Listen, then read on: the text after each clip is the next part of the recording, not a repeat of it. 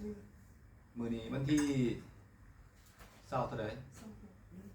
26เดือน8 2024วันจันทร์เป็นมื้อสิพาสะอาดกลับประเทศลาวมื้อนี้อายุครบ4 มื้อ4 วัน3 คืนเดี๋ยวกลับแล้ว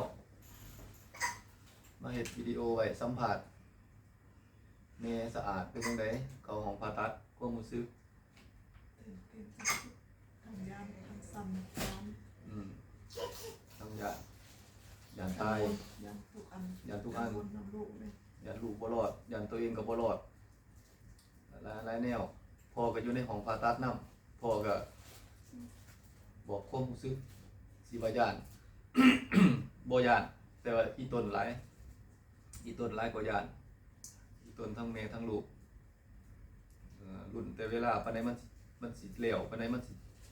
จบปานใดมันสิหมอสิออกพากันแล้วเวียกแล้วงานได้ไวรุ่นอยู่จังซั่นสุดท้ายก็ใส่เวลาอยู่16 นาทีแม่นบ่16 นาทีปลาสาดออกมาเริ่มผ่าตัด1 โมงใช้เวลาอยู่16 นาทีแล้วก็ออกมาแต่ว่าแม่หันท่านหมอจนบ่ให้เบิ่งหัวใจเต้นไปยืนเบิ่งยืนบังจอจอหยังบ่ จอมอนิเตอร์หั่นเพราะว่าเขาฉีดยาให้เข้าไปยาห้ามเลือดฉีดยาห้ามเลือดเขายันพอเห็นแล้วหัวใจวายที่บอกหัวใจมันสิเส้นมันสิเปลี่ยนไปนะเขาก็ไปยืนบังไว้แล้วครับเฮาแฮงตกใจซับเนาะแต่มันก็ผ่านมาแล้วส่วนสิเป็นชีวิตหนึ่งได้อันนี้ให้สะอาดเบิ่งเด้อไปลูกใหญ่ขึ้นไปแล้วส่วนสิเป็นชีวิตได้แม่ก็เสี่ยงชีวิตลูกก็เสี่ยงชีวิต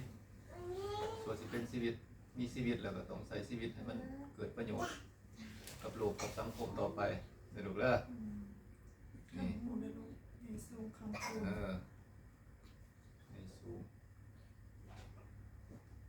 อันใดจบงามละเฮ็ดอันใดเป็นประโยชน์ต่อตนต่อผู้อื่นละเฮ็ดพ่อแม่อยู่นำก็บ่ฮู้ว่าสิได้อยู่บนปานใดบ่ฮู้กลับบ้านกันบ้านนี้เกี่ยมกับบ้านเรา บ้านประเทศลาวเอาตอนนี้แล้วจบ